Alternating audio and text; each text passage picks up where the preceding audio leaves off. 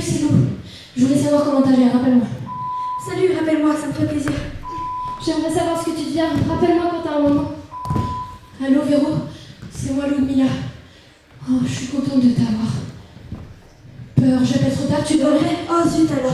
Non, rien de grave, t'inquiète pas, au contraire, au contraire. Oui, dans la rue. Mais non, j'ai pas bu, je suis juste de bonne humeur. On n'a plus le droit d'être de bonne humeur? Oui, à cette heure-là. Oui, je suis seule. Arrête avec tes histoires, tu veux que je panique ou quoi? Non, je suis pas avec Jean. Écoute Véro, le jour, on a déjà peur des attentats. La nuit, je veux bien qu'on foute la paix. S'il te plaît. Je suis seule, je marche, c'est la nuit. Et je me sens bien. Et puis, je pensais à toi. Ça fait longtemps, t'as pas envie d'aller boire un verre? Allez, fais pas ton bonnet de nuit. Habille-toi et rejoins-moi. J'avais vraiment envie de te voir, te parler. Attends un peu, change de truc. Tu m'as stressée avec tes histoires.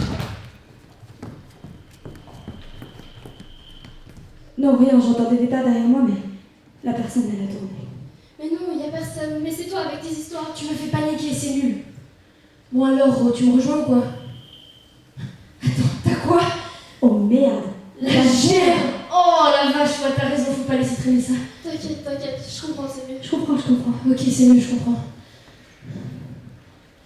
Bizarre. Mais non, je suis juste essoufflée. J'ai marché vite, tu m'as stressée avec tes histoires. Non, je t'en prie, l'appelle pas. Ça va l'inquiéter. Je t'assure, il n'y a personne, je marche et je me sens vraiment bien. Et puis, il sait pas. Bon, je raccroche. Je t'appelle demain. Oui, plutôt qu'aujourd'hui. Non mais, t'inquiète pas, rien d'important. C'était rien d'important du tout. Bon, je file. Je file dans le métro, j'accroche, prends soin de toi. Je file dans le métro, je raccroche. Bonne nuit, Madame Flippette. Je t'embrasse.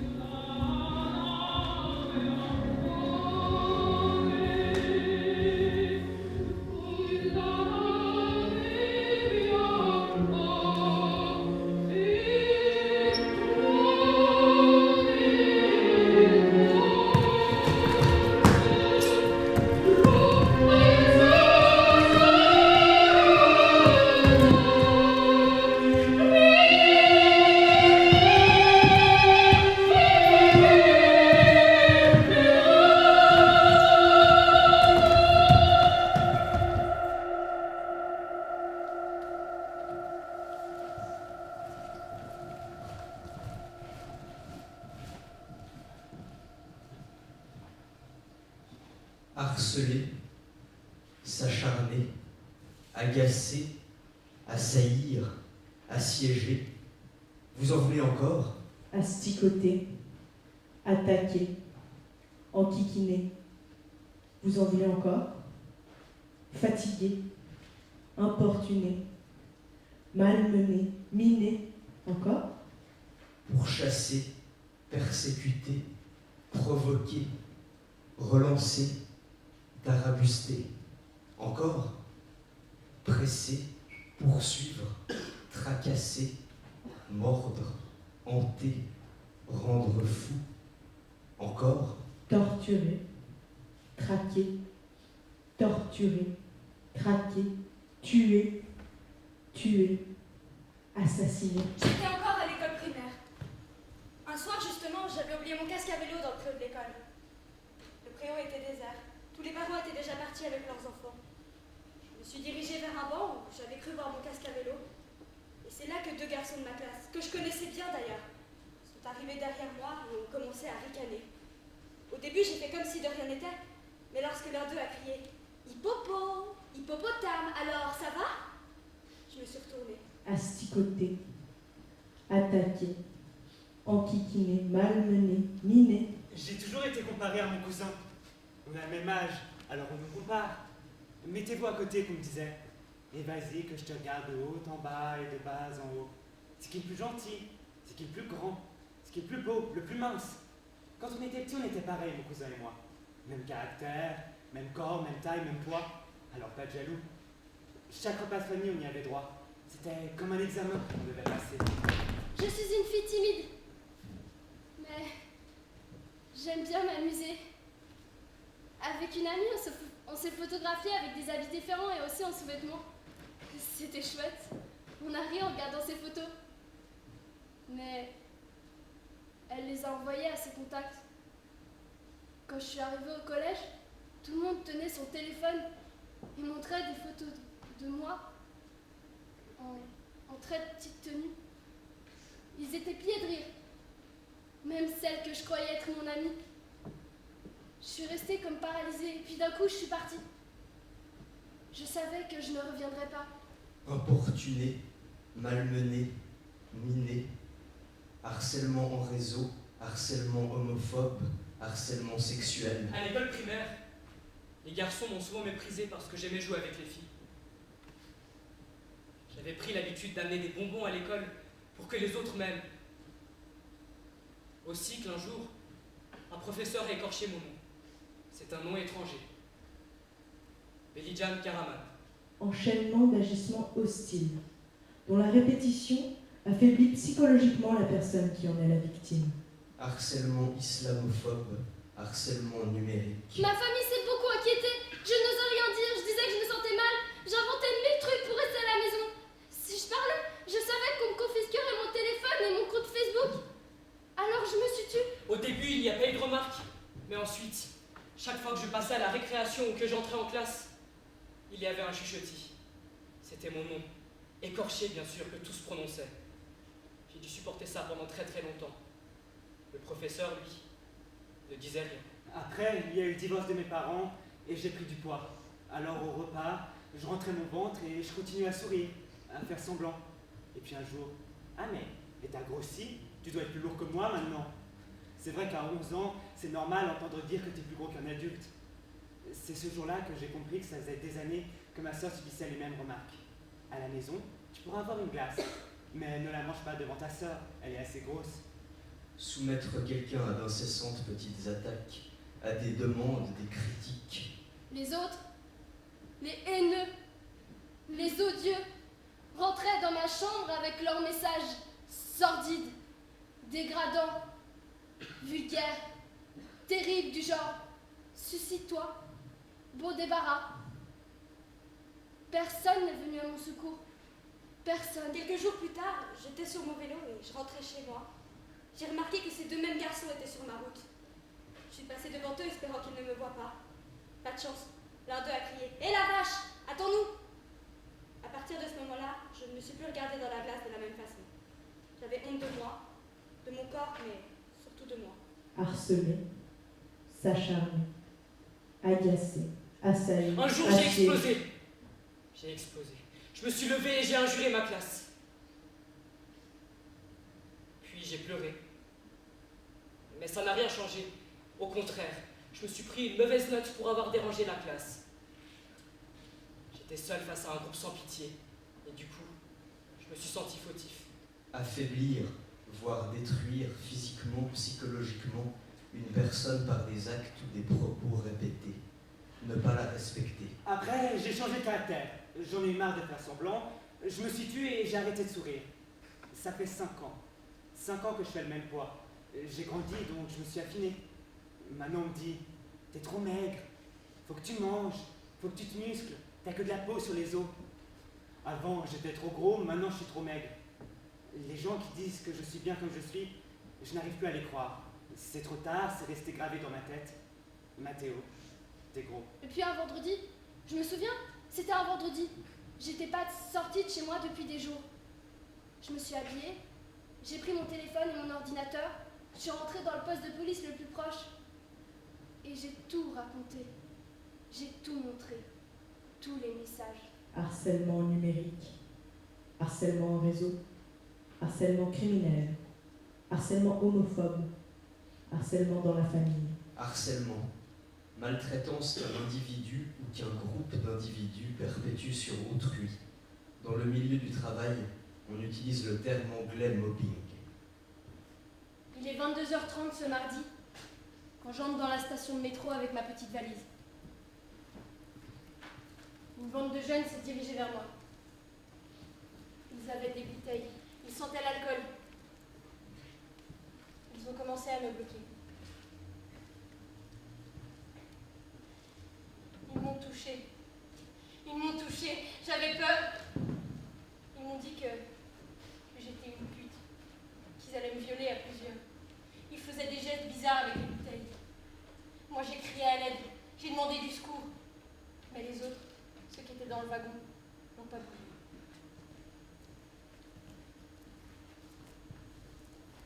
Il était à peu près minuit.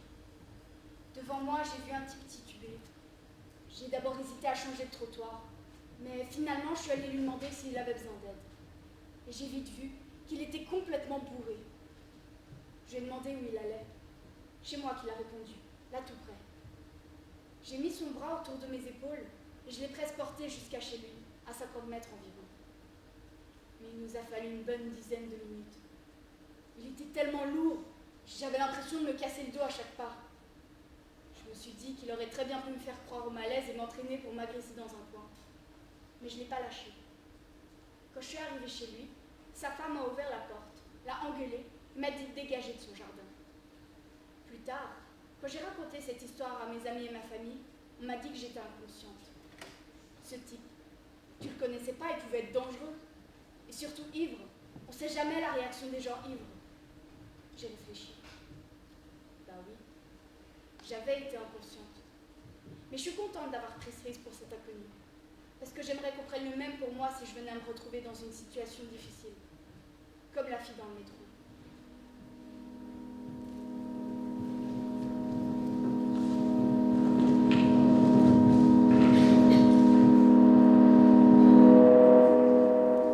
Chérie, enfin, ne sois pas ridicule.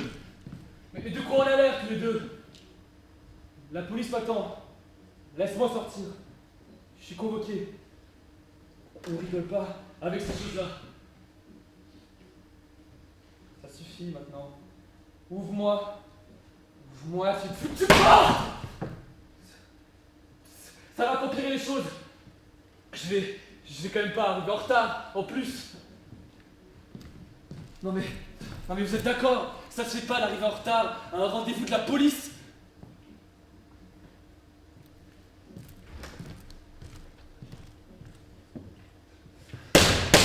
Ah, c'est malin! C'est malin! Tu veux que les voisins, ils appellent les flics parce que je défonce ma propre porte de l'intérieur? Allô, la police? Ici les voisins. Oui, mon voisin est en train de défoncer sa propre porte de l'intérieur. Je sais même pas comment je vais faire pour me traîner jusqu'au commissariat. Et si tu m'aides pas un peu, j'y arriverai pas.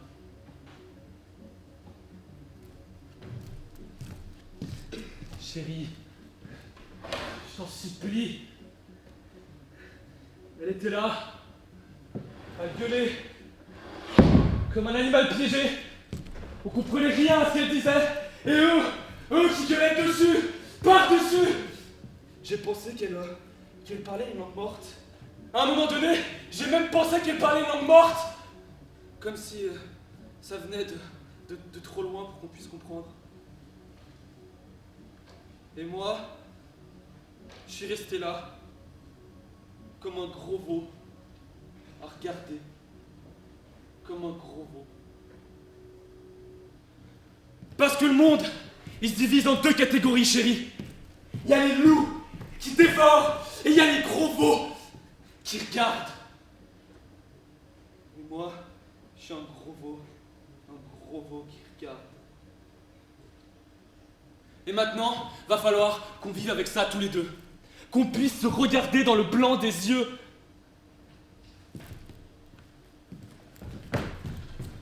Quoi? Tu pleures? Non, t'inquiète, j'étais pas tout seul. On était même tout un troupeau de gros veaux à regarder faire sans intervenir. Bon, écoute, maintenant, on va faire comme si tout ça n'existait pas, ok?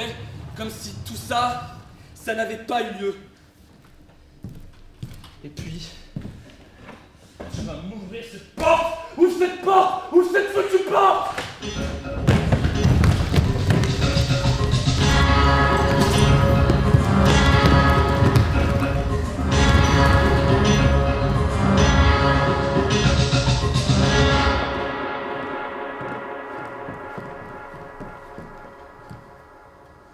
Suite à la vague de froid qui dure depuis 4 mois, le SAMU social ouvre 30 000 places d'hébergement provisoire.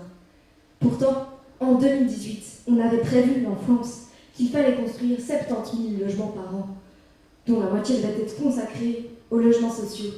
Mais aujourd'hui, 21 avril 2030, le manque de logements est plus important qu'il ne l'a jamais été. Un numéro d'urgence à votre écoute. Le 0111 pour vous guider en cas de besoin vers les services compétents. Nous répétons le numéro d'urgence. Le 0111 pour vous guider vers les services compétents. Je travaille ici, au SAMU social. J'y vis en modulaire. Le tram aérien. Rapide, génial. Je sors de chez moi, j'entre dans la cabine qui s'arrête juste devant ma porte et j'arrive ici. Je n'ai même pas mis les pieds dans la rue. Un écran, un téléphone, ça sonne, je réponds, j'écoute et je dirige vers les services compétents. Je dois me poser toujours cette question. Est-ce que ça relève de mes compétences ou est-ce que ça ne relève pas de mes compétences? Je dois me répéter ça. Et ça roule. Surtout, il faut maintenir la distance. Sinon, ça te pète à la gueule. C'est mon job. C'est mon boulot et le boulot, c'est le boulot, pas vrai? Pas de boulot et je rejoins la masse. Là, dans la rue. Savoir qu'on ne peut pas sauver tout le monde, répondre et diriger vers les services compétents. J'attends un stagiaire, je suis formatrice. Coron? Madame Chaton? C'est votre premier jour. Oui. Vous êtes insensible, vous, hein? Mais bon, sur cette petite plongée dans la grande misère, au milieu des laissés pour compte et des abandonnés par notre société, on répond sans savoir à qui on parle, vous comprenez? Je m'attendais pas à ça. J'imaginais pas qu'on pouvait. Mais ça ne va pas s'améliorer. On s'habitue. Il y a des trucs, je vous les apprendrai. Détendez-vous. Disons que je forme, ça va aller. Vous avez les mains moites? Oui. Le palpitant qui cogne tellement fort que ça bourdonne dans vos oreilles, mais qui en même temps est tellement lent qu'il pourrait s'arrêter? Oui. L'acide vous remonte à la gorge. Envie de pleurer. Oui, exact. Ça va passer. Faites voir un peu votre dossier. Oula. Oui. Ouf, je comprends pourquoi on vous orientez vers moi. Attention!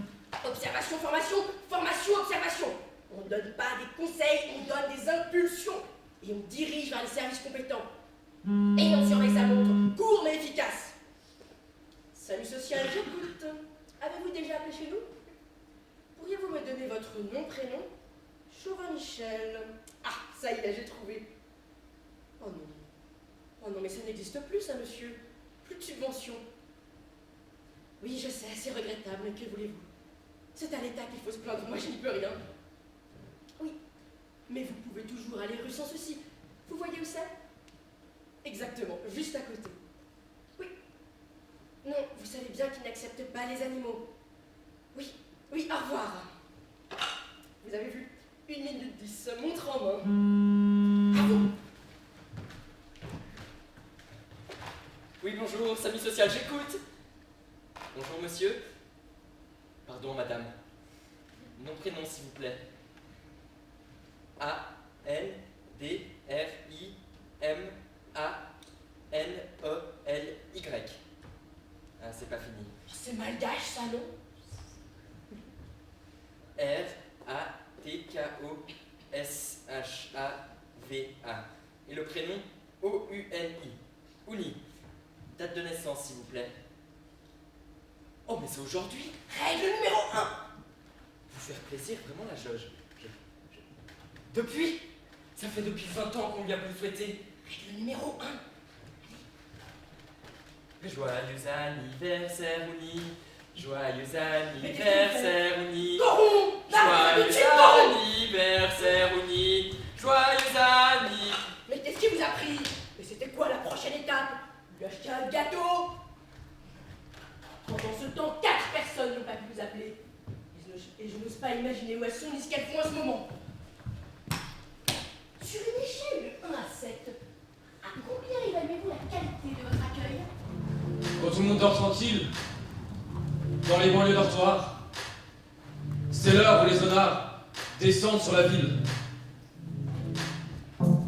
Qui c'est qui viole les filles le soir dans les parkings?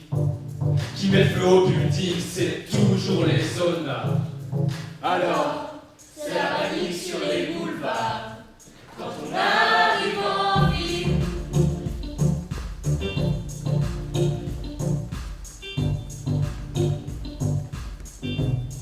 Quand on arrive en ville. Quand on arrive en ville, tout le monde change de trottoir.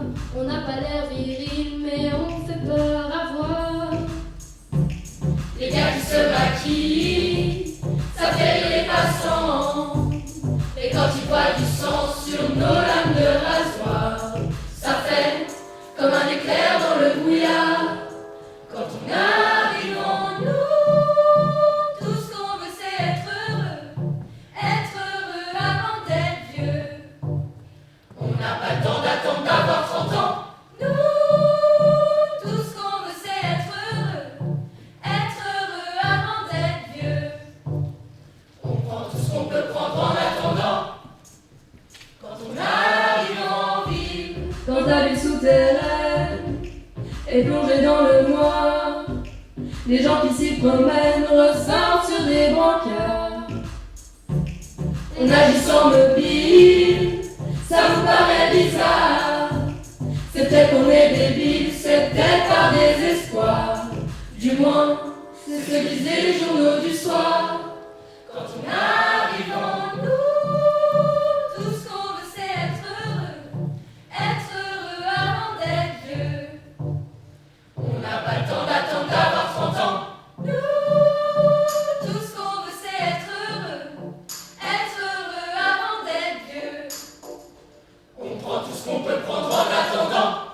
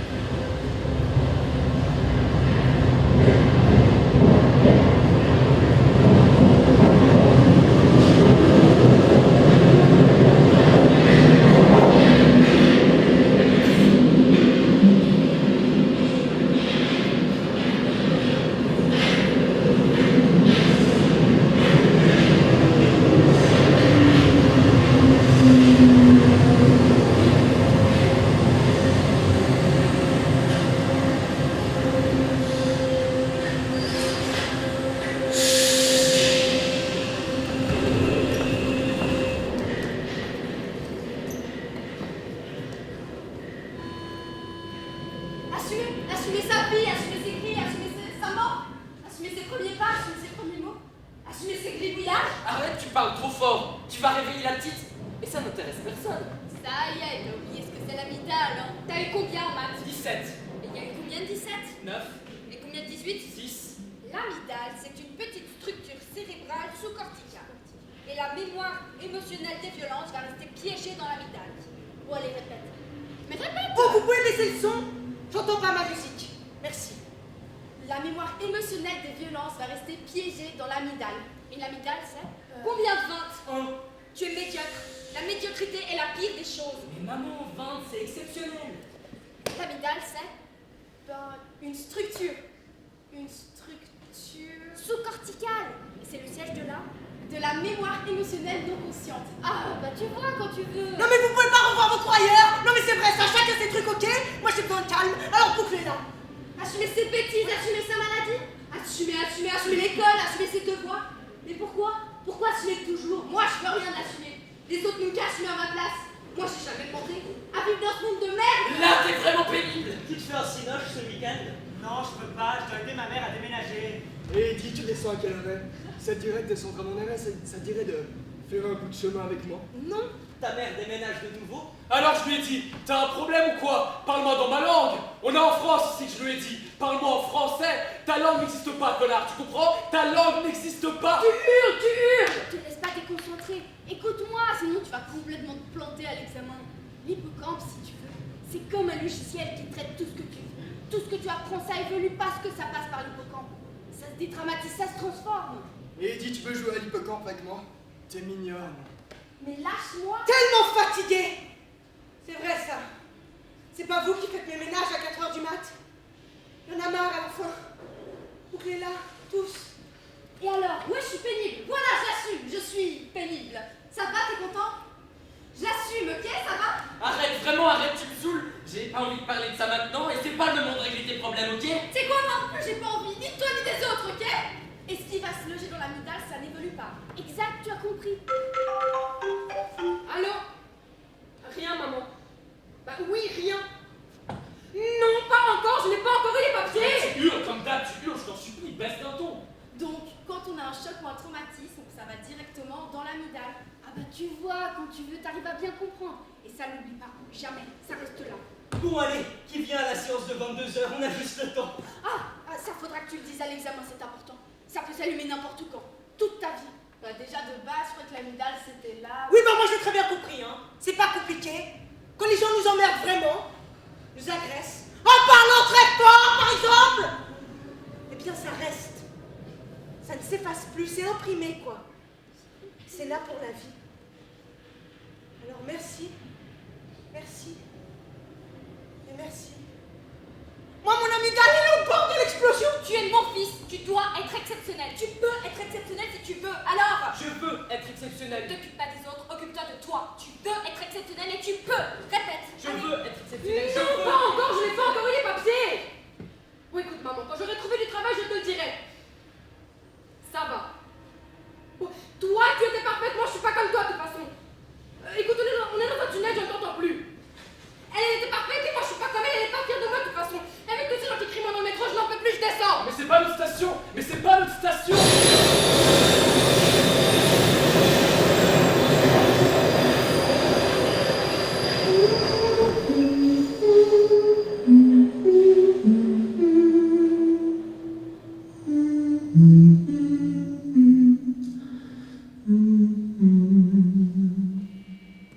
On m'avait dit, tu verras quand tu seras grande.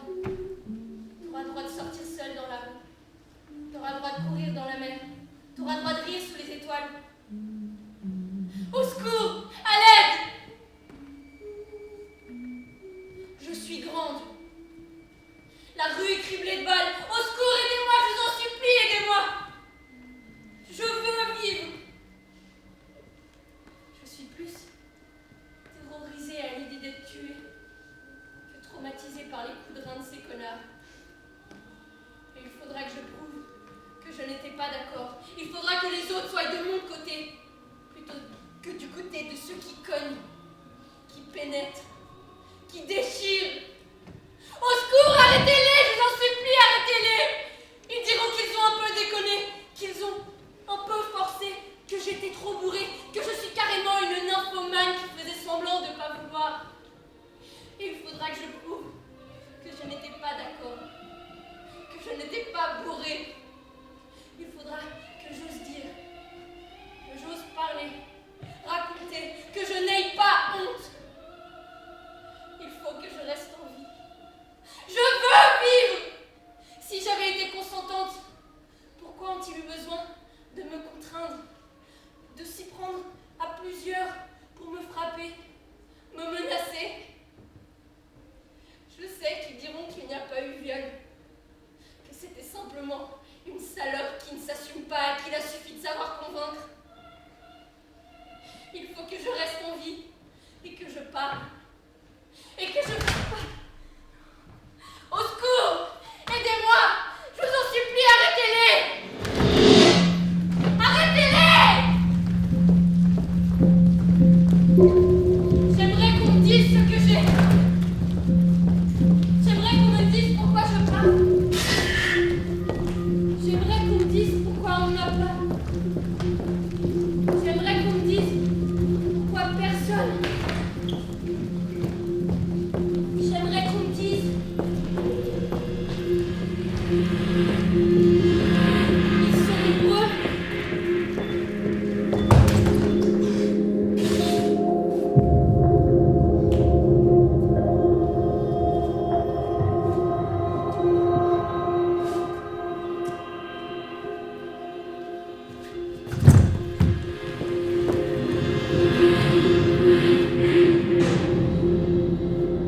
L'effet du témoin, Appelé aussi effet spectateur, en anglais bystander effect, est un phénomène psychosocial des situations d'urgence dans lesquelles le comportement d'aide d'un sujet est inhibé par la simple présence d'autres personnes sur les lieux. à l'origine de ce syndrome, un terrible fait divers. Les faits remontent à mardi soir. Il est 22h30. Elle s'engouffre dans une bouche de métro du centre-ville. Elle est seule. Elle porte une valise. Elle se fait aborder par un groupe de jeunes hommes qui la suivent dans la station. Dans le métro, l'agression se poursuit et s'amplifie. Les jeunes Manifestement alcoolisés, menacent de frapper leur victime avec des bouteilles de vodka qu'ils tiennent en main et se mettent à toucher ses fesses et sa poitrine à plusieurs reprises, tout en la tenant avec force pour l'empêcher de se débattre. L'un d'eux la renverse et se couche sur elle. Je ne suis pas sûre de comprendre ce qu'il se passe. Ce n'est pas mon problème, c'est vrai. Ils l'ont touchée. Ils l'ont touchée. Elle avait peur. Ils lui ont dit qu'elle était une pute. Qu'ils allaient la violer à plusieurs. Ils faisaient des gestes bizarres avec les bouteilles. Moi, dans le métro, je suis aveugle. Ça me perturbe ce genre de scène. J'essaie de regarder ailleurs. Elle a crié à l'aide. Elle a demandé du secours. Mais les autres, ceux qui étaient dans le métro, dans le même wagon, n'ont pas bougé. pendant une demi-heure que ça a duré. Ça a duré une demi-heure. Personne n'a bougé. J'ose pas intervenir, ça me met mal à l'aise. Ça ne me regarde pas. Moi, ce genre de truc, je m'en mêle pas. Quelqu'un a sûrement appelé les flics. Moi, j'ai peur de me faire casser la gueule. Je suis pas très balèze. C'est insupportable. Et personne pour arrêter ça. Elle l'a peut-être cherché. J'aurais dû y aller. J'aurais dû. Il y avait beaucoup de gens. C'était une femme, eux, ils étaient nombreux. Ils auraient dû la défendre, les écarter. J'aurais dû y aller. Mais c'est vrai que ce genre de truc, ça t'amène des embrouilles. Ouais, c'est vrai, secte-nœud en merde pour ta pomme après. C'est tout ce qu'elle demandait. Elle ne demandait pas autre chose. Juste qu'on lui donne un coup de main. Cette agression aurait pu ne jamais exister si les passagers du métro, qui ont assisté à une bonne partie du viol, avaient aidé la jeune femme. Plus la responsabilité est diluée, plus la probabilité est élevée que personne ne va se bouger le cul. Oh.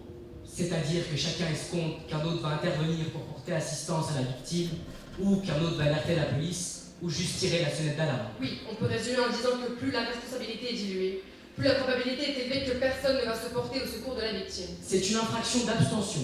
On ne reproche pas à quelqu'un d'avoir commis un crime. D'avoir volé, violé ou donné la mort, mais au contraire, le fait de ne pas avoir agi. On a détruit des murs en briques pour construire des murs invisibles. Les murs en briques, ce sont des murs qu'on peut casser avec le temps, la force et le corps. Les murs invisibles, ce sont des murs qui résistent, des murs trompeurs, des murs pervers, des murs perfides. Les murs invisibles, ce sont des murs qui séparent, qui divisent et qui tuent. Des murs qui empêchent de porter secours aux autres.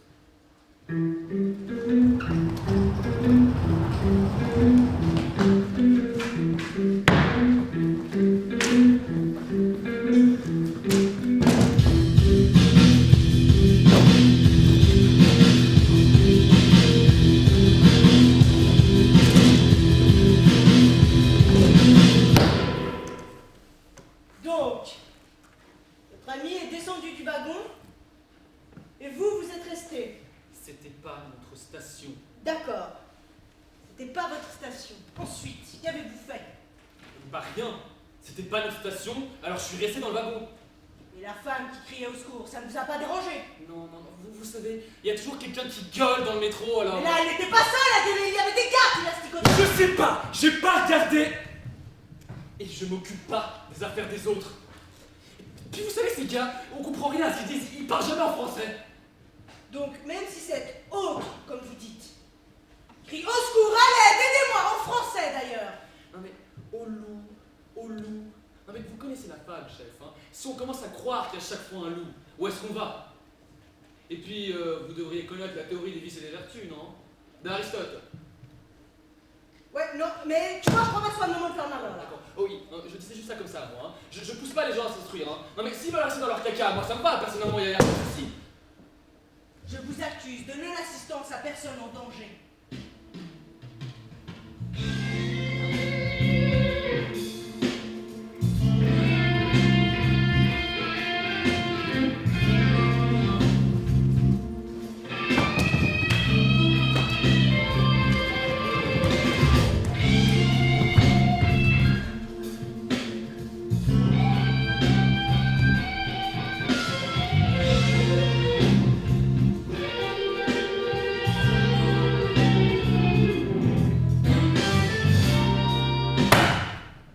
Excuse-moi, Martine.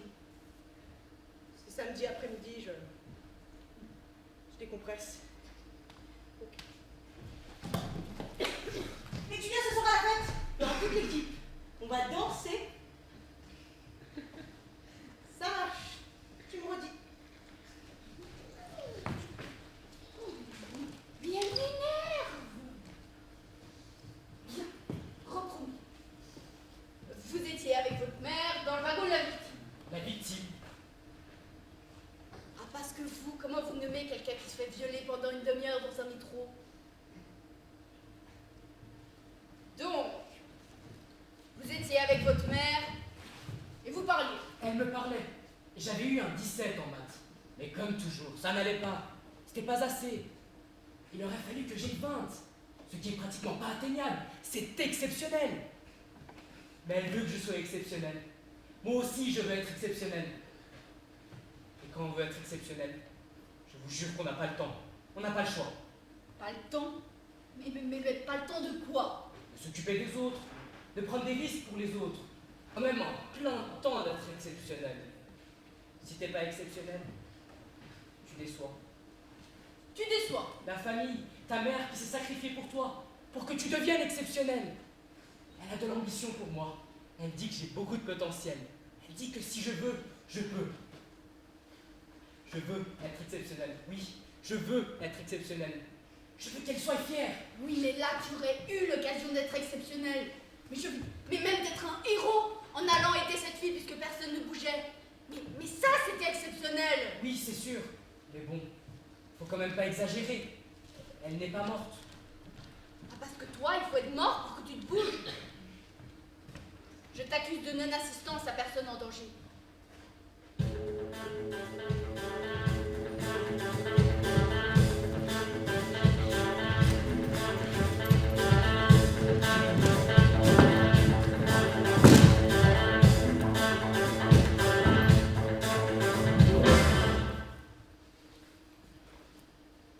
Et vous êtes descendu 5 arrêts plus tard. Ouais. Enfin, 9, 10 minutes plus tard. Hein. On a couru pour attraper le train et on a eu de justesse. Hein. Ah oui, on l'a eu vraiment limite. Et on pouvait pas se permettre de s'en mêler. Ça aurait voulu dire les flics. Excusez-moi, la police. Ça aurait fait des histoires. Ça aurait pris du temps. Et on aurait dormi où? On aurait dormi où? C'est petit chez mes parents. En plus avec la petite, et puis on s'est dit que si c'était vraiment sérieux, quelqu'un d'autre allait réagir, non? Donc on a couru pour attraper le train et une fois à l'intérieur, Chris nous a regardés. Et elle a dit distinctement Papa. Elle a dit papa. Dans le métro, tout ça, elle a dit papa. C'était son premier mot, vous savez.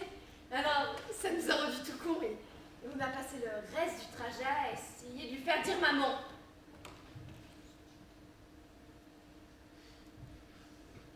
Ben moi, à l'intérieur, eh ben, j'étais quand même rassurée.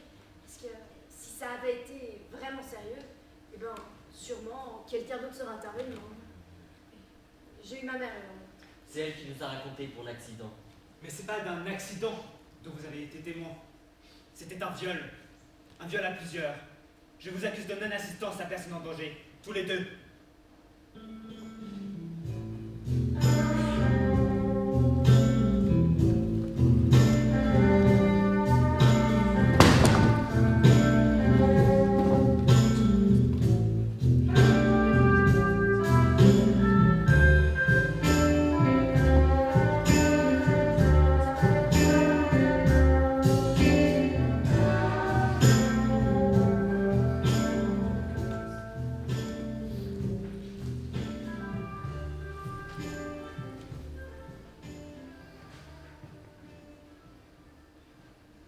Bon, on va reprendre. Donc ce jour-là, dans le métro, vous avez rencontré mademoiselle. Mademoiselle comment? Judith, je m'appelle Judith. Alors mademoiselle Judith, vous vous êtes sentie agressée par monsieur. Monsieur comment? Walid. Je m'appelle Walid, mais je vous l'ai déjà dit, vous êtes sourd ou quoi? Et je l'ai pas agressé. J'ai juste charrié, c'était gentil quoi. Agressé. C'est ça qu'elle vous a dit. C'est ça qu'elle vous a dit. Vous voulez un autre mouchoir? Non, c'est bon. Ça saigne presque plus, j'ai l'habitude. Au début, c'était très insistant. Sans arrêt, il me chuchotait des trucs à l'oreille, il me demandait si je voulais descendre du wagon avec lui, d'où je venais. Comme si ça le regardait. J'ai dû finir par lui montrer ma carte d'identité et lui dire que j'étais esquimaude. Et lui, ça l'a épaté. Mais il a continué à me chuchoter des trucs à l'oreille, à presque me toucher. Il était juste derrière moi dans le métro. À être agressif. Et quand elle s'est cramponnée à moi, c'était agressif aussi? Agressif mon cul, ouais. Regarde-moi bien.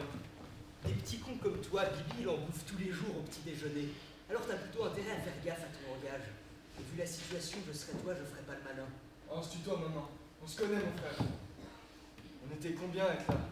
On était combien? Au début, c'était difficile de pas avoir qui la colère. Mais on était scotchés. Je sais pas comment dire. Je crois qu'on attendait le bon moment pour intervenir. Mais vous l'avez demandé ce qui s'est passé, ce qui s'est réellement passé? Oui, je lui ai tout dit, tout raconté. Je lui ai même donné des détails. Tu veux savoir ce que je lui ai dit? Tu veux savoir? Bon alors, ta version. C'est elle qui m'a chopé le bras, c'est elle qui a voulu le concours, c'est elle qui s'est collée à moi. Elle vous a raconté ça? Non. Est-ce que je peux parler? Est-ce que je peux parler? Plus tard, j'aimerais qu'il me donne des détails. Puis moi, je la connaissais même pas. Ça, par contre, c'est vrai. On la connaissait pas. Pourtant, j'ai fait tous les jours le même trajet. Mais sérieux, cette fille, jamais vue. Vous voulez dire la victime? Non, moi je voulais dire elle, l'esquimaude. Et je savais pas ce que je devais faire. Et puis l'autre fille, la victime, comme vous dites, bah moi à un moment je me suis levé parce que c'était plus possible ces cris. C'est moi qui me suis levée. Oui, c'est vrai, c'est elle qui s'est levée, mais elle m'a retenu le bras. Et je me suis dit que si elle me retenait le bras, c'était pour qu'elle y aille elle-même. Mais non. Je me suis dit, putain, la meuf, elle avait fait un truc et tout, et non. Parce que quand on les aborde gentiment, et j'insiste, monsieur l'agent, gentiment, on est agressif. Mais pour se faire taper la gueule, heureusement qu'on est là, hein. Et merde, ça recommence. Je veux bien un deuxième mouchoir, monsieur l'agent. Parce que t'aurais voulu que je me jette sur ces types, hein? C'est ça que t'aurais voulu, non mais... On était comme ça, en face d'eux, et je voyais la main de la fille, de la victime, qui dépassait de derrière le dos d'un des gars, et je les entendais dire des trucs comme petite pute, tu vas fermer ta gueule, petite pute. Et l'autre qui chialait, qui criait. La victime? Non. Enfin oui, les deux. L'esquimaude, elle m'a chopé le bras et elle m'a tiré du wagon à l'arrêt d'après. Et je me souviens, tout était embrouillé dans ma tête et je captais rien et on est sorti du métro en courant. Comme si on était poursuivis. Et on s'est dirigé droit dans une galerie. Et puis là, je sais pas pourquoi, j'ai pris la main. Et c'est là qu'elle a commencé à chialer. Elle avait des gros sanglots et le nez qui coulait, c'était un vrai carnage. De la mort venant d'être partout sur toute la figure et là, tout d'un coup, je me suis dit qu'elle chialait plus fort que la fille dans le métro. Je me suis dit, ouais, c'est pas normal qu'elle chiale en faisant autant de bruit en faisant. Moi, j'étais là comme un con, à pas quoi savoir faire. Et du coup, ben, elle est venue, je l'ai réconfortée, je lui ai dit que ça allait aller, et elle est devenue toute raide, et elle a dit qu'on devait venir spontanément. Spontanément, qu'elle a dit. Je lui ai dit qu'il fallait aller voir spontanément la police rapport à ce qui se passait dans le métro. Sérieux, moi je serais intervenu, c'était même pas mon arrêt. Si elle m'avait pas retenu, je serais intervenu. La vie. Je serais intervenu. Je vous accuse de non-assistance à personne en danger. Tous les deux. Quoi?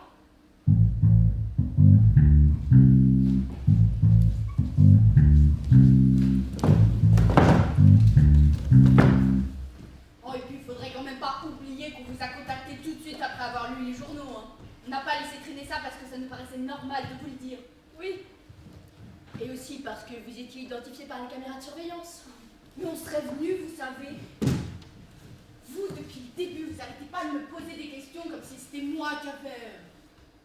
Je sais que je me répète, mais dans ce genre de truc, on peut jamais vraiment savoir ce qui se passe.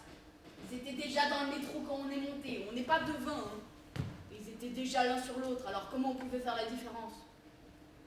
Hein? Comment on pouvait faire la différence? C'est seulement votre déposition à vous que je prends, madame. Mademoiselle. Mademoiselle. Ben, moi, la première chose à laquelle j'ai pensé, c'est que c'était une dispute de poivreaux et qu'ils se connaissaient. Vous savez, parfois on crie pour déconner. Alors j'inscris ça, que vous aviez l'impression qu'ils se connaissaient. Mais qu'est-ce qui vous donnait cette impression? Mais j'en sais rien, moi. Je réfléchis en même temps que je vous parle. Vous savez, il se passe des trucs dans la tête quand on voit ça. Elle a pourtant clairement crié à l'aide et appelé au secours plusieurs fois. Vous n'avez rien entendu. Ben, on l'a entendu gueuler. Je l'ai entendu gueuler. Merci. Ah ouais, ça y allait, hein. Mais je comprenais pas vraiment ce qu'elle voulait. On l'entendait plus lui. Enfin, eux. Probable qu'elle a dû sortir son portefeuille pour acheter les tickets et leur a agité les thunes sous le nez. Ou qu'elle les a snobés quand ils ont demandé leur route ou une pièce ou une connerie dans le genre. Non mais allez, vous voyez très bien ce que je veux dire. Qu'est-ce qui vous fait dire qu'ils étaient pauvres agresseurs? Vous voulez revenir sur la description que vous avez faite des gars? Parce que là, il n'y a vraiment rien. Non mais oh, ça va là, j'essaie de comprendre comme vous, ok? Je vous rappelle que nous sommes dans une situation de non-assistance à personne en danger. Non mais attendez, mais de quoi on parle là? Mais peut-être qu'elle aussi, elle avait bu, hein? Attendez, et les journaux disent que les autres témoins racontent que quand elles l'ont croisée juste avant l'accident, elle avait le regard bizarre. Elle marchait pas droit, mais elle parlait fort dans son téléphone. Faut pas croire qu'on va se laisser faire, hein? Mais qu'est-ce qui vous dit qu'elle était pas saoule, la fille? Alors c'est bien ça que vous voulez dire, qu'elle les aurait provoqués. Ne faites pas dire ce que j'ai pas dit. Bien sûr que ces types sont des salauds et que c'est dégueulasse ce qui lui est arrivé à cette fille et tout. Et là, vous êtes en train de me cuisiner comme si c'était moi qui avais fait une connerie. Non mais attendez, mais les types, ils ont faim. Alors forcément. Forcément quoi?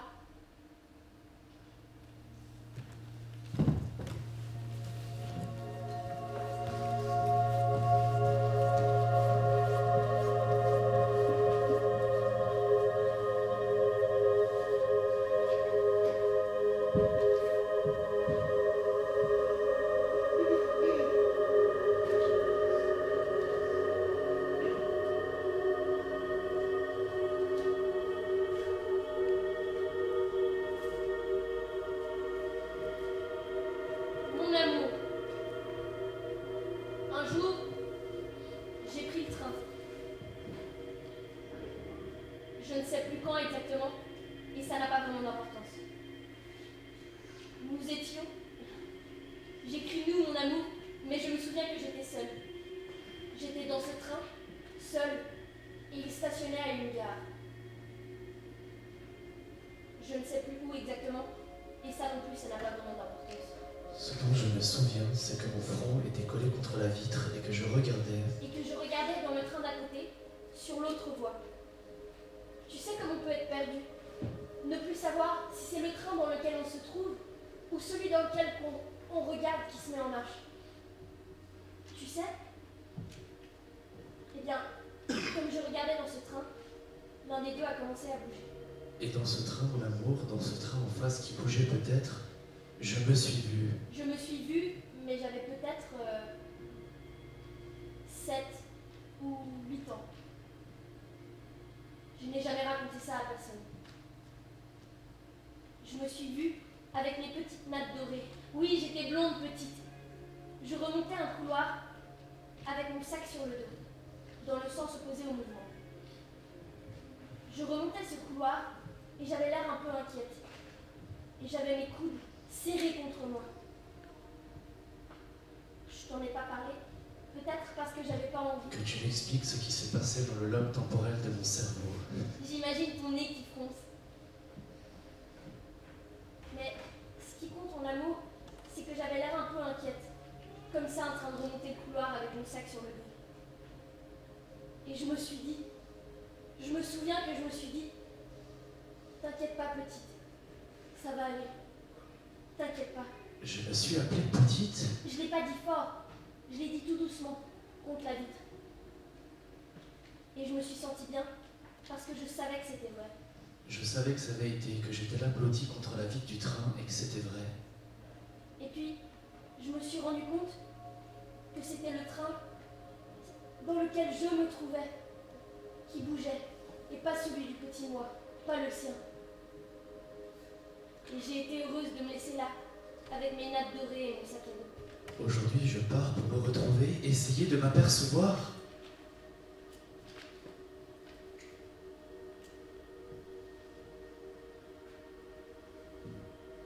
Je sais que tout ira bien. Tout ira bien. Pardonne-moi. Je t'embrasse, mon amour. Celle qui t'aime. Aujourd'hui, je pars pour me retrouver. Mais Lou, ça veut dire quoi?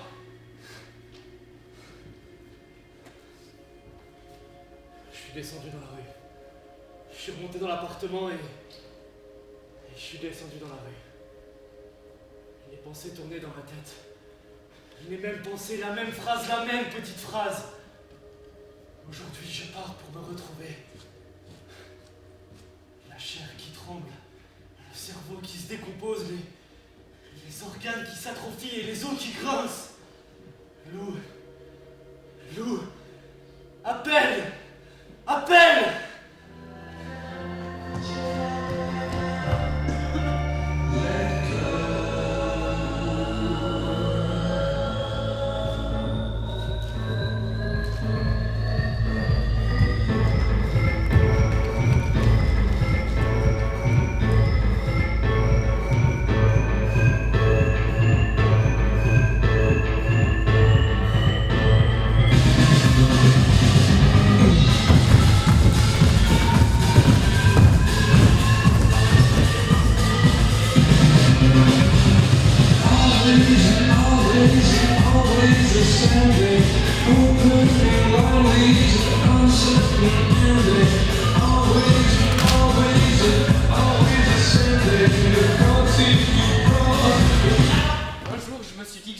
Jamais de fleurs.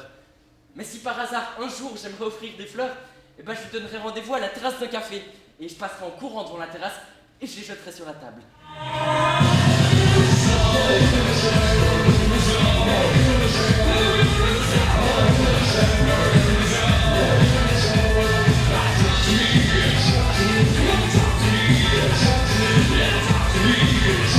Non! Je passerai en voiture devant la terrasse et je les jetterai depuis la fenêtre ouverte.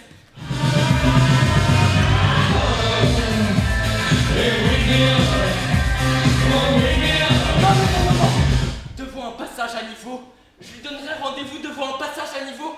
Et quand je passerai à toute vitesse dans le train devant le passage à niveau, eh ben, je jetterai les fleurs par la fenêtre. Non, un petit peu avant, à cause de la vitesse.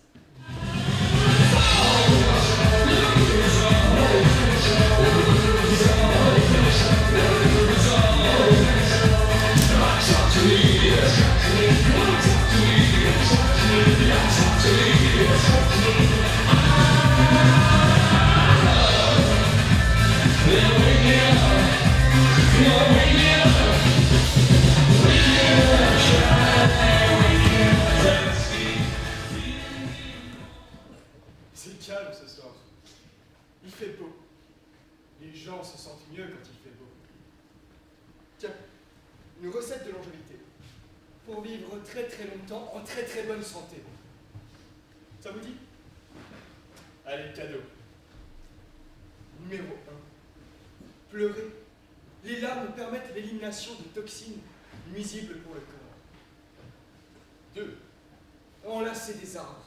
Cela rechargera votre énergie vitale. Numéro 3. Sortez de votre coquille. Les activités sociales et relationnelles augmentent votre espérance de vie. Les personnes les plus actives dans leur vie sociale fument moins, mangent plus sain et font régulièrement des exercices physiques. Oui madame, oui monsieur, ça marche. Numéro 4. Voyez le bon côté des choses. Les optimistes vivent beaucoup plus longtemps que les pessimistes. J'ai envie de me mettre par terre. C'est ma collègue. C'est bizarre. Je ne comprends pas ce qui se passe en ce moment. J'arrive ici et j'ai envie de me mettre par terre. C'est comme si je retournais en arrière. Avant, je me sentais bien ici et là, ça me vient comme ça. Ce sol, cette pièce, toi et moi, cette envie. Comme une petite fille, me mettre par terre. Reprenons. Numéro 5. Réciter des poèmes. La récitation de poèmes 1 demi-heure par jour réduit considérablement votre niveau de stress et le risque de maladie cardiaque. Tu connais des poèmes, toi? Avant, quand j'étais petite, je connaissais plein de poèmes par cœur. Tu ne trouves pas que ce sont les enfants qui se mettent par terre? Écoute, les personnes les plus intelligentes ont les meilleures chances d'être les dernières à mourir. C'est génial. Avant, je savais tout. Je savais comment il faut vivre et comment il faut aimer. Salut social, j'écoute. Ah, c'est vous. Oui, vous m'avez pris combien? Oui, je sais, ça atténue le choc traumatique, oui. Très bien, j'arrive. Comment ça, très bien, j'arrive? T'es devenu fou, c'est qui ce type, tu le connais? C'est le type qui a déjà appelé l'autre jour. C'est un chercheur en neurosciences. Un type hyper cultivé, un spécialiste du cerveau. Il peut tout expliquer comment fonctionne le cerveau. Et l'autre jour, il avait l'air tellement paumé. Je me suis dit que je pouvais faire quelque chose pour lui. Je voulais être son ami. Et on a commencé à se voir. Le rencontrer? Ah, t'es devenu complètement malade, toi. C'est interdit par le règlement, ça. Et moi qui ai envie de me mettre par terre.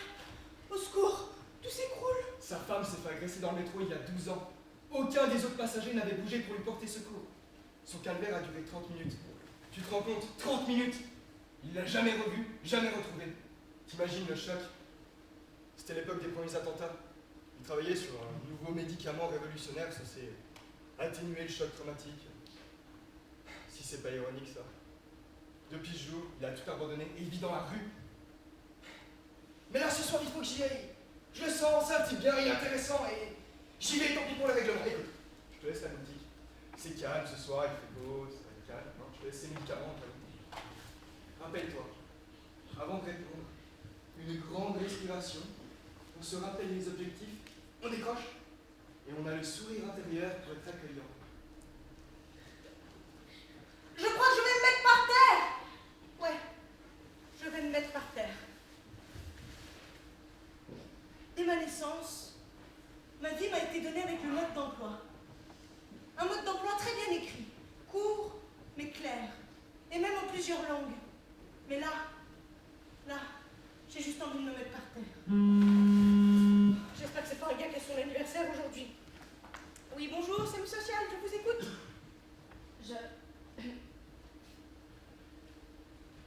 Nom, prénom, s'il vous plaît. Je ne vous entends pas.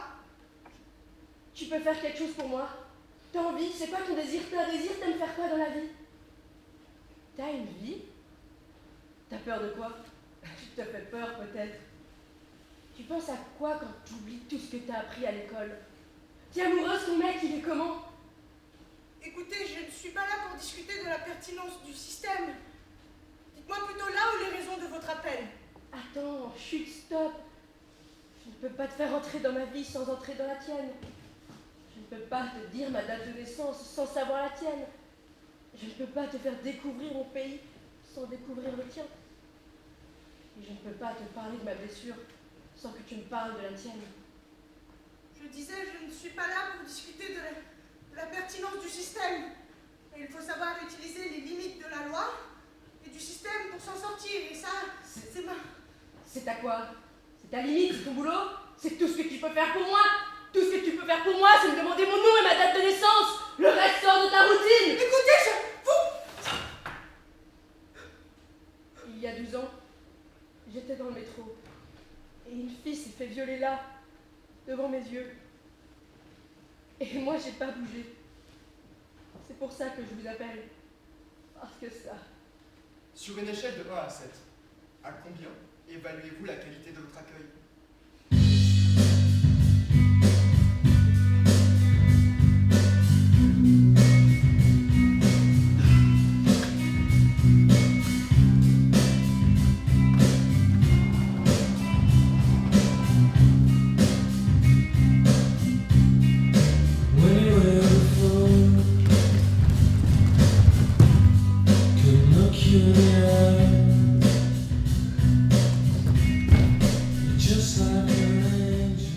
Quand tu étais ici autrefois, Ne crois pas que je ne te vois pas venir. je ne peux pas te regarder dans les yeux. Ne crois pas que je ne te vois pas venir. Tu es comme un ange. Ça doit être ta peau. Parsemée de grains de beauté. Une constellation. Ta peau me fait pleurer. Les relier pendant des heures. Tu flottes comme une plume. Comme dans les jeux des magazines.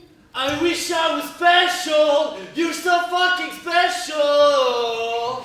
Mais tu chantes faux. But I'm a creep. I'm a weirdo. C'est ça qui me touche. Je veux avoir le contrôle. Attendre. Attendre encore. Attendre que je sois rassuré. Attendre que tu te sentes audacieux. Attendre que je m'autorise. Dans quelques instants, tu vas me regarder. Soudain, très grave. Je vais soudain te regarder, l'air soudain très grave, et on va avoir très chaud tous les deux. On va avoir très très chaud tous les deux. Et puis, je vais baisser la tête et te sourire par en dessous. Pour que tu saches que je te regarde. Puis je vais regarder ailleurs. Tendre le cou pour me donner le meilleur profil et tu te rendras même pas compte que ton sourire est beaucoup plus large que ce que tu voulais. Et puis, pour te surprendre, je te regarderai très vite. Très vite. Je tournerai le visage vers toi. Puis j'ai plongé mon nez vers mon téléphone parce que je vais me sentir complètement con de te regarder comme ça. Et puis je vais encore rigoler comme un con de m'être fait surprendre. Et puis tu vas lever la tête. On va se regarder. Et ce sera celui qui décroche le plus vite. Sauf qu'on ne décrochera pas. On va pas décrocher. Et on va se sourire. Et on va avoir l'impression que notre cœur est en train de tomber dans notre estomac. Ouais, nous. Et là, je vais retirer mon pull, comme si de rien n'était. Et tu verras mon t-shirt de Radiohead. Ouais, moi aussi j'adore Radiohead. Tu me dis que non, tu n'as pas cette chanson. Je te dis que non, je n'ai pas cette chanson-là. Alors j'ai écouté des centaines de fois. Parce que c'est dans l'ordre des choses que tu me dises que tu ne l'as pas. Parce que je sais que c'est dans l'ordre des choses que je te dise que j'en ai jamais entendu parler. Alors que je l'ai déjà écouté des centaines de fois. Puis, tu vas marquer une micro-pause. Tu vas accrocher très très près au visage du mien. Je vais marquer une micro-pause pour vérifier le dernier signe de consentement.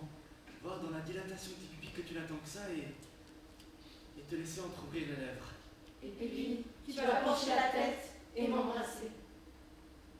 Et moi, je vais avoir envie de rire, de pleurer. Je comprendrai plus ce qui m'arrive, ça va me rendre complètement chose. Je vais avoir envie de crier très très fort. Alors on se dira que tout est juste, que tout est bien. J'aurais envie de danser tout ça en l'espace d'un quart de seconde. Je vais sentir ta langue qui va me faire chaud jusque dans le bas du dos. Parce que c'est là que tout va se passer. C'est comme ça que ça va commencer. Parce que on aura l'impression d'être complètement différent du reste des gens. Parce que j'aurais remarqué ta peau, les grains de beauté comme une constellation. Parce que c'est là que tout va commencer. Parce que c'est là que tout va finir. Rien ne sera juste, rien ne sera en place, et tout sera trop tard. Lou! Comment ça, trop tard?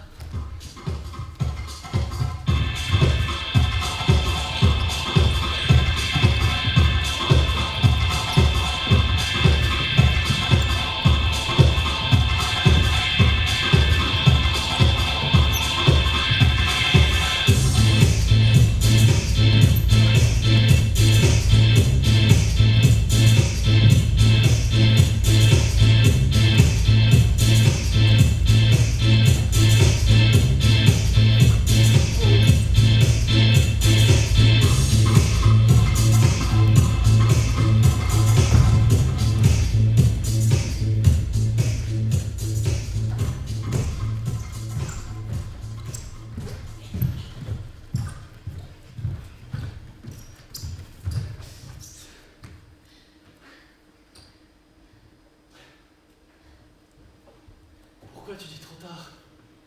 Ça pourrait être moi, comme ça pourrait être n'importe qui d'autre. Pour peu qu'il ait la même compatibilité génétique, oui, mais c'est bien plus que ça. Mais c'est ça qui va nous arriver. Exactement.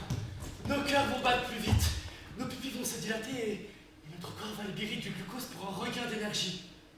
Pas parce que nous étions en danger, mais parce que notre corps nous indiquait que quelque chose d'important était en train de se produire. Quand nos sens seront altérés, ils nous indiqueront que nous sommes bien attirés. Tout ça, ça va nous empêcher de voir nos défauts. Notre inconscient, suivant sa programmation innée de reproduction de l'espèce, nous aura privés d'un choix réfléchi et aura tout fait pour nous empêcher de nous voir tels que nous sommes réellement. Ça aussi, c'est moi qui te l'apprendrai. Tu vois, toutes les... Tu m'apprendras aussi que, comme nous sommes compatibles pour la reproduction, tout ça, ça va nous empêcher d'évaluer les qualités morales et les différences socio-culturelles. Est-ce que c'est pas magnifique? Est-ce que c'est pas magnifique? Dans cette première phase, notre cerveau sera inondé par les hormones du bonheur et du stress. Ça va durer plusieurs mois où nous serons inséparables. Ensuite, l'ocytocine prendra le relais et... Mais après, parce qu'avoir envie de savoir si ta ligne de grain de beauté descend plus bas aujourd'hui, c'est une chose. Mais la trouver toujours jolie, toujours poétique, toujours terriblement attachante dans 15 ans, quand le tic-tic-tic du rasoir matinal qui cogne contre le bord du lavabo me rendra dingue, me donnera envie de me lever et de partir, d'ouvrir grand la porte et de partir dans la rue, comme ça, rien à foutre, en pyjama, pieds nus, sans me retourner, pendant que toi tu seras là, avec la crème à raser sur la moitié du visage, à tellement pas comprendre ce qui t'arrive. C'en est une autre. En pyjama, sans avoir d'argent sur toi. Et pendant ta grande sortie, t'auras évidemment pensé à prendre ton sac. Parce qu'à partir du moment où tu sais jamais ce que tu fous de tes clés, de ton téléphone, je vois pas comment tu pourrais avoir la présence d'esprit de prendre ton sac. Et comme tu pourras jamais passer par-dessus les barrières, frauder, que t'es bien trop coincé pour ça sous tes habits de rebelle, tu vas revenir. Rien à foutre. Quand je te regarde, je vois tout ce qui pourrait advenir, tout ce qui pourrait m'empêcher de respirer à mon aise. Tu crois que je vais attendre la lente marche du monde? Tu crois que je vais attendre que ça évolue en courbant la tête? Tu crois que je vais sacrifier tout ça pour une ligne de grain de beauté? Tu sais, c'est comme quand on regarde un tableau. Exactement comme quand on regarde un tableau, on projette sur l'œuvre nos propres émotions et en retour, on a la sensation que l'œuvre exprime exactement ce qu'on ressent, que l'artiste y a mis la même signification émotionnelle qu'on y lit. Mais c'est toujours nous. Toujours nous que nous découvrons à travers elle. Alors Lou, qu'est-ce qu'on fait? Lou!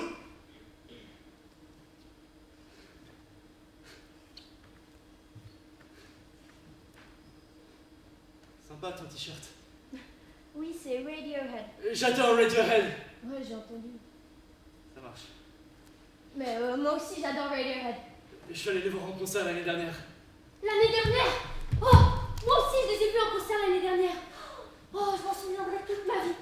Elle est pas longue encore dans ma vie, mais je sais déjà que ça va compter. Je crois qu'on le sait quand quelque chose se passe et qu'on va s'en souvenir toute notre vie. Oh, c'était dingue, non?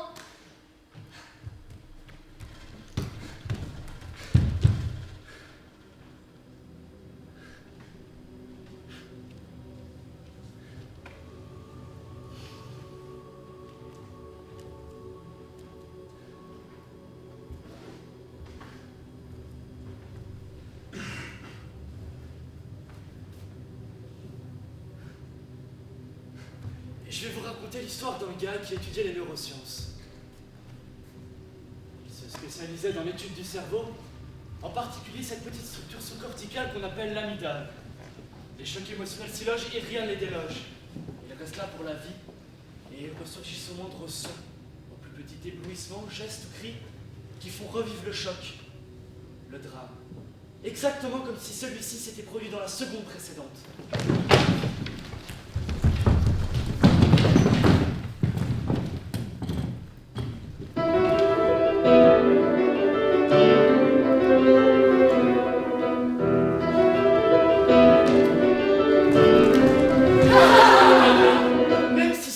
eu lieu il y a des années. Ce gars, il analysait, disséquait toutes ses émotions, tous ses sentiments. Et même avec sa nana, il analysait tout. Il faut que je vous parle de cette fille. Ma meuf. Sublime, drôle, lumineuse, exigeante, éblouissante même.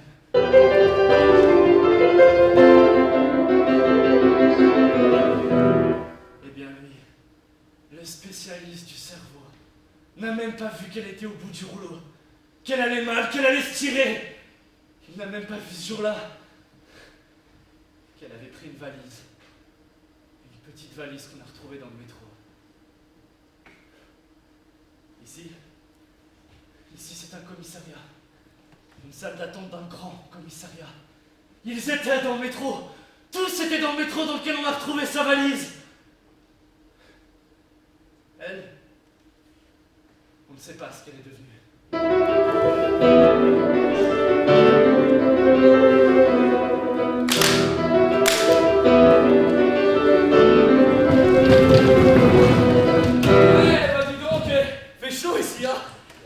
Pas comment s'habiller.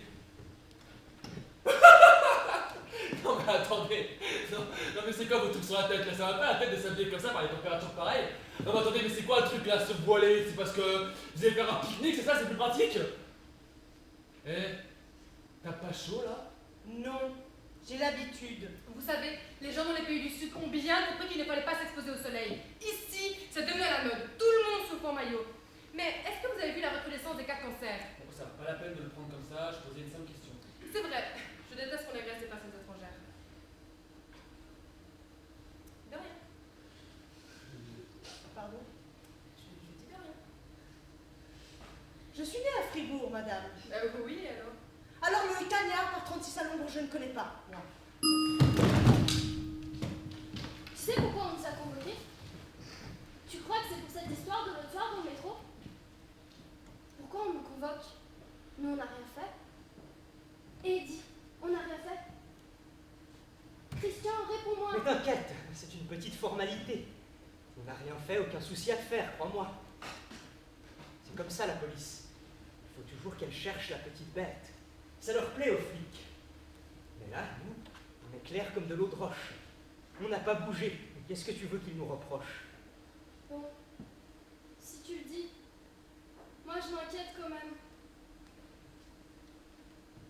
Tu sais que j'ai regardé plus de 3000 films quand j'étais jeune. Ça a commencé quand j'avais 11 ans. Ma mère sortait et me laissait devant la télévision. J'avais le droit à regarder 5 films par soir. Fellini, Godard, Antonioni, Lynch ou Pasolini, je n'y comprenais absolument rien. Des fois, je disais les dialogues en même temps que les acteurs, mais sans comprendre ce que ça voulait dire. Vous aussi, vous étiez dans ce métro? Ouais. J'étais avec ma mère. Il m'a semblé que je jouais dans un mauvais film que le réalisateur s'était barré. J'ai pas trop regardé. Je parlais avec ma mère. Elle me gonflait pour une histoire de 17 au lieu de 20. Je me suis dit qu'on tournait une scène où une fille se fait violer. Et je me suis dit, mais ce film ne fera pas d'audience. On a déjà vu ce genre de truc des dizaines de fois. Non mais c'est vrai, toute cette violence, nous, on en a marre. En fait, j'ai pas tellement regardé. Je parlais avec ma mère. Gonflait pour une histoire de 17 au lieu de 20. Elle ne cessait de me parler. Elle aurait voulu que j'aie 20. Je lui ai dit que 20 c'était totalement exceptionnel. Vous êtes d'accord, 20 c'est exceptionnel. Et puis. Vous savez quel numéro vous? 190. Je me suis dit, oh putain, pourquoi ça tombe sur moi? C'était complètement dingue. C'était un peu comme dans les films.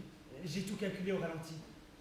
Au début, on se dit, non, mais s'il la traite de pute, je vais me lever. Et on reste assis.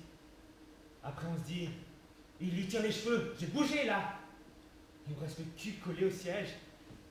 Alors on se dit, vraiment, s'il lui crache dessus, alors j'y vais. Et toujours rien. Et si elle appelle au secours? Si elle commence à chialer? S'il la touche? S'ils vont plus loin? S'il la... Et puis il la touche. Mais non, on décolle pas. J'ai imaginé ce type qui cassait sa bouteille contre la barre et qui nous menaçait avec le tesson. Comme dans les films. En tout cas, moi j'ai plus envie de ce genre de scène. J'aimerais des images douces, tendres, drôles. Ce n'était pas un film. Ce n'était pas un film, espèce film ni une série qu'on est en train de tourner. C'était une scène de la vie ordinaire dans le métro. C'était... Pourquoi est-ce que je vous parle? Pourquoi est-ce que je vous parle? Christian, j'ai fait un rêve cette nuit. Et j'ai regardé Kubrick, Fassbinder, Cassavetes, Almodovar, Cronenberg et Bergman sans rien comprendre. Je regardais les images et je me construisais ma propre logique, ma propre histoire. Vous savez, je n'ai pas du tout voulu dire que vous avez l'air de venir du bled. Écoutez, je ne mets pas mon foulard à cause du trou dans la couche d'ozone. Je mets mon foulard parce que je suis musulmane. Non mais j'avais bien compris, mais je voyais simplement que... Simplement quoi? Simplement que ce type était un petit peu lourd avec ses remarques sur votre foulard. Moi je voulais vous dire que ça me va. Parce que toi, la femme blanche idéale, tu te trouves légère avec tes remarques condescendantes. Je voulais vous dire que moi ça me va. Je veux dire, on s'en fout que toi ça va. C'est quoi pour vous une femme blanche idéale? Elle est séduisante mais pas pute. Travaillons mais sans trop réussir pour ne pas écraser les hommes dans votre genre. Mince mais pas névrosée par la nourriture. Restant indéfiniment jeune. Bonne maîtresse de maison mais pas boniche traditionnelle. Faut pas pousser, hein le lourd. Toi tu me plais. Robert. On pourra se voir quand on aura passé chez ce commissaire de mes deux. Non mais attends, mais qu'est-ce que tu veux qu'il nous reproche? On n'a rien fait. Ouais, la concesse, non mais comment elle me plaît. Mais d'accord, elle vous plaît. Mais moi je pense que c'est quand même important de dire qu'il y a des gens qui pensent que vous avez le droit de faire ce que vous voulez. Parce que vous pensez que je ne peux pas prendre ce droit toute seule. J'ai imaginé mon ventre qui pissait le sang, j'ai imaginé l'ambulance qui arrivait, j'ai imaginé les flics débarquer, j'ai imaginé ce type qui m'embrouille alors que la meuf s'est sauvée. Personne n'intervient pour me sauver, moi. Parce que tout le monde se dit que je suis grand, costaud, balèze. Je suis pas costaud et balèze. Je suis pas un énervé. Je suis pas un énervé et c'est couru d'avance que si j'y allais avec la taille que je fais, c'était impossible qu'il se sente pas en danger, le type. Ou provoqué. Vous comprenez ce que je veux dire, hein? C'est pas parce que je suis grand que je vais me mettre à sauver toutes les meufs qui sont en détresse. Je suis à la piscine dans mon rêve. Et sur le bord, il y a une petite fille avec un maître nageur. Et il lui crie dessus. Et elle est en larmes. Son petit maillot. Ses cheveux blonds qui s'échappent de son bonnet. Et tout son corps qui tremble et qui m'en dit à la fin. La fin de la leçon de natation, la fin de la journée, la fin de tout. Ah oui? Tu sais là, je réfléchis. Et ben cette histoire du métro, elle me fait penser à un film. Incident. Un type qui entrait dans un wagon de métro et qui se mettait à brutaliser presque tous les passagers. Ah, je m'en souviens de ce film. Heureusement, l'autre jour, les mecs, ils s'en sont pas pris à nous. Quand je repense à ce film, je me dis que quand même, on a eu une sacrée chance. Je suis pas fait pour ça, moi. Moi, je suis un nounours, hein. Je suis un nounours et j'aimerais bien qu'on comprenne, une fois pour toutes, que les mecs de mon genre, grands et assez costauds, bah, ça veut pas dire qu'ils aiment la fight. Ça veut pas dire qu'ils aiment entendre le bruit des organes internes qui sont remués par le choc. Ça veut pas dire qu'ils ont moins mal, les nounours. Ou qu'ils n'ont pas peur. La petite fille dans mon rêve, elle ne se rebelle pas. Elle ne fait pas de crise, on ne lui a pas appris ça. Et moi, j'ai envie de sortir de l'eau pour aller dire au maître nageur d'arrêter. Il ne voit pas qu'elle n'en peut plus, qu'elle va se noyer. J'appuie mes bras sur le bord du bassin.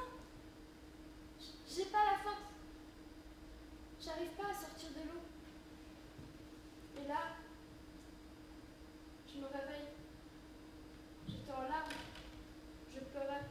Mais ma douce, te mets pas dans des états pareils. C'était juste un rêve.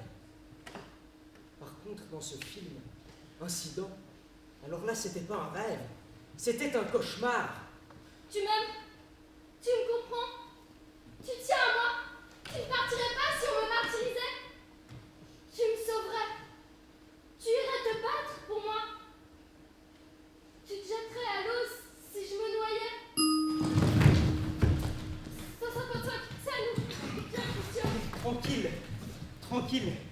Ils viennent de nous faire poireauter pendant une demi-heure. On va quand même pas y aller au pas de course. J'essayais de vous venir en aide. Mais qui vous dit que j'ai besoin Mais je t'ai dit parce que beaucoup de vos consoeurs... De mes consoeurs? Attendez, quelle consoeur? Non, allez-y. Définissez-moi cette catégorie, ça m'intéresse. Mais je ne rêve pas. Vous m'avez bien dit que vous étiez musulmane. Et puis, n'allez pas me dire que je la manque, ça me fait bien.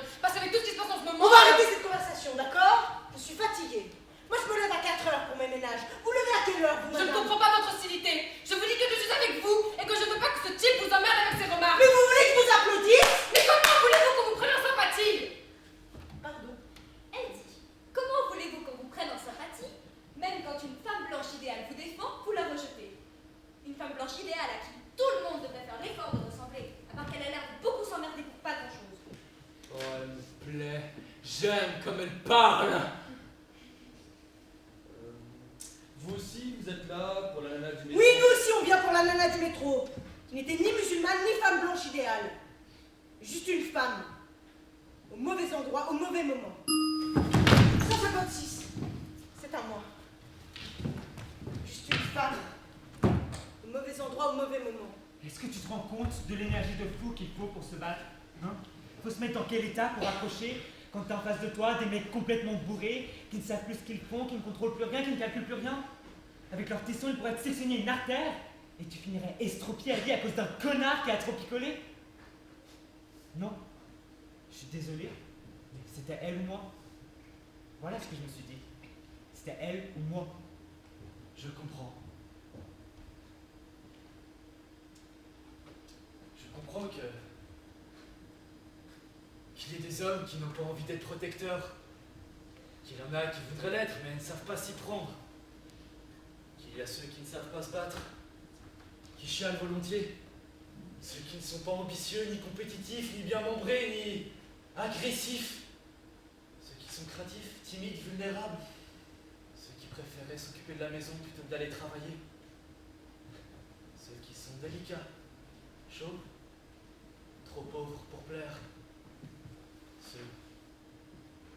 ceux qui ne veulent pas qu'on compte sur eux, ceux qui ont peur tout seuls le soir,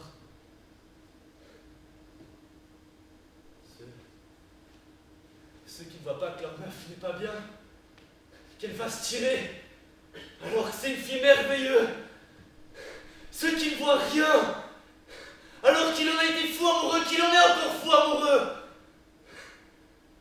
La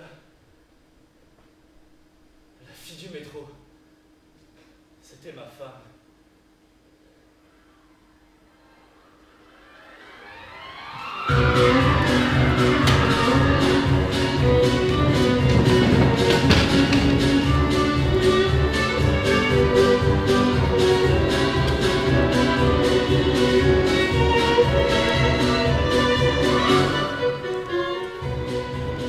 Dans la rue, j'aimerais qu'on me dise bonjour avec un sourire sincère. Qui vous veut du bien? J'aimerais qu'on se regarde dans les yeux, juste ça, sans peur. J'aimerais des gens capables de parler, avec des phrases complètes, et pas uniquement par texto. J'aimerais qu'on ne fasse pas semblant d'être sur nos téléphones simplement pour ne pas être seul. J'aimerais qu'on prenne le temps d'écouter les musiciens de rue. Des murs peints de toutes les couleurs, des langues et des dialectes qui se mélangent. Je veux de la vie, de l'air frais, des rues sans publicité, et le métro sera à ciel ouvert et on se tiendrait la main pour que personne ne soit tenté de sauter sur les voies quand le métro arrive. Tout ça pourrait exister si on arrêtait d'avoir peur de l'autre, de se dire qu'on n'a pas de temps, qu'on a trop de choses à faire, à apprendre, à vivre. Mais c'est ça, vivre. C'est de voir qu'on n'est pas tout seul et que c'est génial. C'est ça, vivre. C'est voir qu'on n'est pas tout seul. C'est offrir un soutien à toute personne que tu penses être menacée. C'est comprendre nos comportements. C'est traiter les femmes d'égal à égal. Vivre. C'est rompre le silence. À la maison, dans la rue, au bureau, dans la famille. À l'école, vivre, c'est éliminer toute forme d'oppression envers les plus faibles. Et ne pas rester silencieux face à la violence. C'est solliciter de l'aide si tu sens que tu pourrais devenir violent. Vivre. C'est rompre le silence. On a détruit des murs en briques pour construire des murs invisibles. Les murs en briques, ce sont des murs que l'on peut détruire avec le temps, la force et le corps. Les murs invisibles, ce sont des murs qui résistent.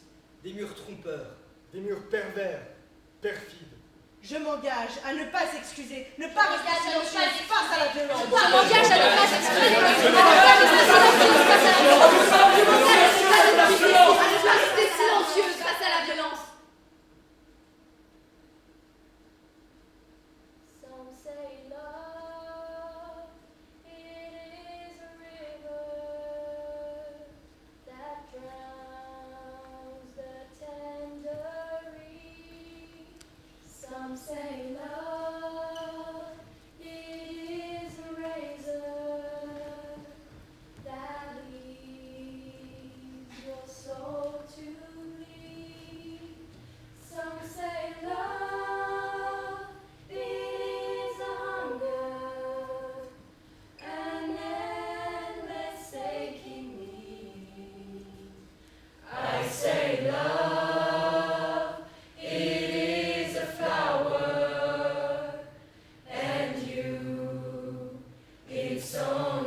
c'est